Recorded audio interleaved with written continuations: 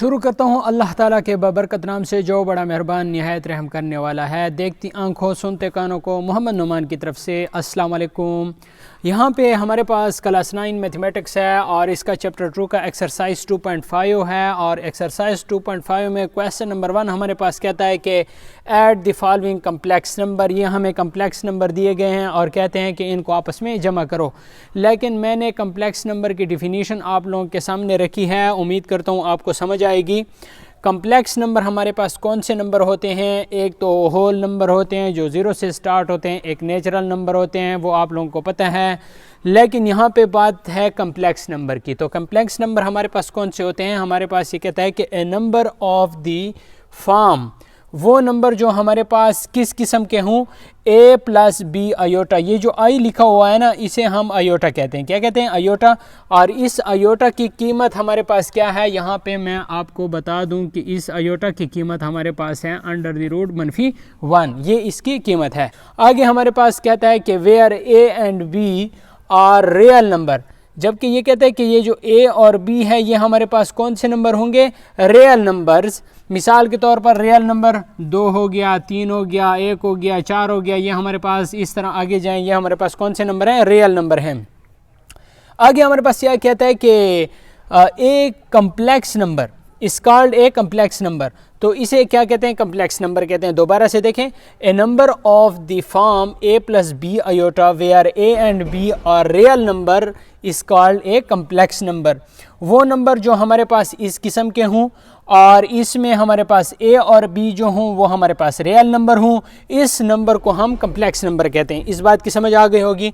आगे हमारे पास कहता है कि the real number a is called the real part of a plus b iota. इसमें ये जो a आया है, ठीक है, ये हमारे पास कौन सा पार्ट है? रियल पार्ट है, क्योंकि इसके साथ आयोटा नहीं है, दरमियान में प्लस है, उसके बाद फिर b आयोटा है। आगे अगर आप देखें तो ये कहता है कि and the real number b, ये जो b हमारे पास है ये रियल नंबर है और इसको कहते हैं इमेजिनरी पार्ट। इस पार्ट को क्या कहते हैं? Imaginary part. क्यों? इसके साथ आयोटा है। ये जो हमारे पास है ये हिस्सा रियल हिस्सा है, यानी रियल पार्ट है। और ये जो b तो हमारे पास हिस्सा तो रियल है, लेकिन इसके साथ हमारे पास आयोटा आया हुआ है, तो इसको इमेजिनरी पार्ट कहेंगे। ठीक है, मिसाल के तौर पर 2 + 3 आयोटा, अगर आपसे पूछा जाए कि इसमें रियल पार्ट कौन सा है, तो 2 जो है ये हमारे पास रियल पार्ट है और 3 आयोटा जो है ये हमारे पास इमेजिनरी पार्ट है। इसकी समझ आ गई होगी। नेक्स्ट हमारे पास इसका जो क्वेश्चन नंबर 1 का पहला जुज़ है ये हमारे पास है 8 + 9 आयोटा और आगे हमारे पास है 5 + 2 आयोटा। इसका अगर हम सॉल्यूशन यहाँ पे देखें तो हम लेट करेंगे। सपोज़ हमारे पास ये Z1 आ गया है, Z1 मैंने इसको नाम दे दिया है और ये हमारे पास है 8 + 9 आयोटा। ठीक है, और इसके बाद नेक्स्ट दूसरे को मैंने नाम दे दिया Z2 और ये हमारे पास आ गया है 5 + 2 आयोटा। ठीक है, अब हमने इसको जमा करना है Z1 + Z2, तो ये हमारे पास आ जाएगा 8 + 9 आयोटा। ठीक है, दरमियान में जमा, क्योंकि हमने इनको क्या करना है? जमा करना है। फिर हमारे पास आ जाएगा 5 + 2 आयोटा। अब अगर आप देखें इसका जो रियल पार्ट है जिसके साथ आयोटा नहीं है उनको आपस में जमा करना है और जिनके साथ आयोटा है उनको आपस में जमा करना है। ठीक है, बहुत ही आसान है, सिंपल है। 8 के साथ आयोटा नहीं है, 5 के साथ आयोटा नहीं है, तो 8 + 5 जमा ये 9 आयोटा और फिर जमा 2 आयोटा। तो ये कितना हो जाएगा? 8 + 5 13 और 9 + 2। तो अगर आप इसको ऐसे भी कर सकते हैं और आप इसको अलग-अलग भी कर सकते हैं। ये ऐसे आ गया, ठीक है, और ये ऐसे आ गया। अब इन दोनों में से हम आयोटा क्या कर लेते हैं? कॉमन निकाल लेते हैं और 9 + 2 कर लेंगे। 9 + 2 11, तो ये हमारे पास 11 आयोटा इसका आंसर आ जाएगा। तो ये पहला पार्ट आपको समझ में आ गया होगा। अब हम इसका दूसरा पार्ट सॉल्व करते हैं। इधर भी हम सॉल्यूशन करते हैं। सॉल्यूशन यानी हमारे पास इसका हल शुरू हो गया। Z1 हमने इसको नाम दे दिया है 6 + 3 आयोटा और इसके बाद Z2 को हमने नाम दे दिया है 3 - 5 आयोटा। अब हम Z1 + Z2 करेंगे, तो Z1 हमारे पास 6 + 3 आयोटा है और जमा Z2 हमारे पास 3 - 5 आयोटा है। ठीक हो गया है। अब जो रियल पार्ट है, रियल पार्ट वो होगा जिसके साथ आयोटा नहीं होगा, वो रियल पार्ट होगा, और जिसके साथ आयोटा है वो इमेजिनरी पार्ट होगा। तो रियल पार्ट को हम इकट्ठा लिख लेंगे 6 जमा 3, ठीक है, दरमियान में जमा, फिर हमारे पास 3 आयोटा और ये मनफी 5 आयोटा, ठीक है। अब 6 जमा 3 इससे 9 आ गया है, जमा इधर से आयोटा कॉमन निकालें और 3 मनफी 5 करें तो 3 मनफी 5 से हमारे पास मनफी 2 आएगा, तो 9 और नफ़ी ज़रब जमा नफ़ी, तो 2 आयोटा हमारे पास क्या आ गया है, इसका आंसर आ गया है। उम्मीद करता हूँ आपको इस दूसरे पार्ट की भी समझ आ गई होगी।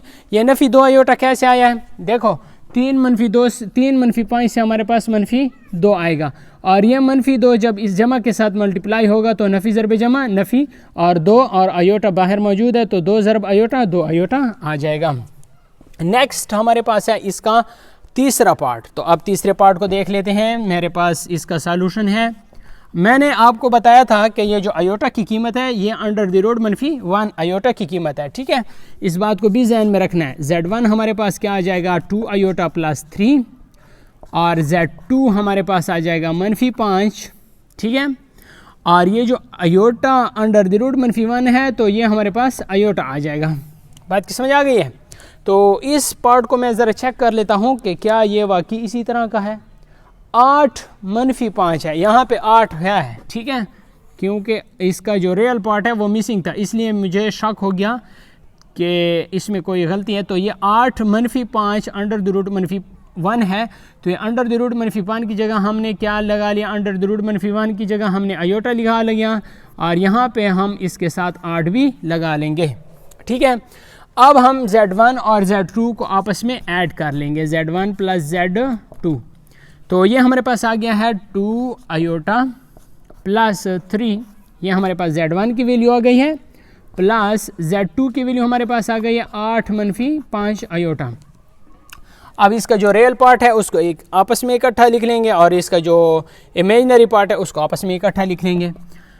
तो ये 2 आयोटा है और ये मनफी 5 आयोटा है, तो ये हमारे पास इमेजिनरी पार्ट है, इसको इकट्ठा लिख लेंगे। और जो रियल पार्ट है प्लस 3 और प्लस 8, तो इसको इकट्ठा लिख लिया, और प्लस और ये 2 आयोटा मनफी 5 आयोटा, ठीक हो गया। 3 जमा 8 11, और जमा आयोटा यहाँ से कॉमन निकालो और 2 मनफी 5 आ जाएगा, ठीक। और 2 मनफी 5 से हमारे पास कितना आ जाएगा 11, जमा आयोटा 2 मनफी 5 से हमारे पास मनफी 3 आ जाएगा, और फिर 11 नफ़ी ज़रब जमा नफ़ी और 3 ज़रब आयोटा, तो 3 आयोटा, ये हमारे पास इसका आंसर आ गया है, ठीक हो गया। अब next last part, question number 1 का जो लास्ट पार्ट है वो हमारे पास है अंडर द रूट 3 जमा अंडर द रूट 2 आयोटा। ये हमारे पास है 3 अंडर द रूट 3 मनफी 2 अंडर द रूट 2 आयोटा।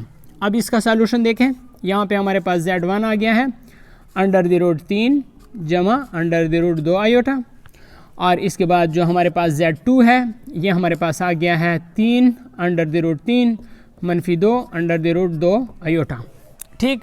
अब Z1 प्लस Z2 को आपस में हम ऐड कर लेंगे, ठीक है। अगर आपने यहाँ तक वीडियो को लाइक नहीं किया तो वीडियो को लाइक कर लें, और चैनल पे नए हैं तो चैनल को सब्सक्राइब भी कर लें।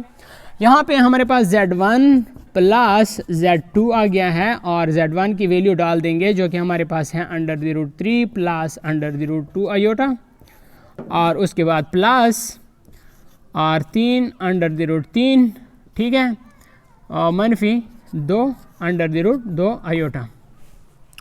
अब अगर आप देखें कि इसका जो रियल पार्ट है उसको इकट्ठा लिख लेंगे, और जो इमेजिनरी पार्ट है उसको इकट्ठा लिख लेंगे। यहाँ पे इसका जो रियल पार्ट है अंडर द रूट 3 है, तो ये अंडर द रूट 3 आ गया है, और ये जमा है तो जमा लगा लेंगे 3 और अंडर द रूट 3 आ गया है, ये इसका रियल पार्ट आ गया है, प्लस और ये अंडर द रूट 2 आयोटा है, और मनफी 2 अंडर द रूट 2 आयोटा, ये इसका इमेजिनरी पार्ट आ गया है।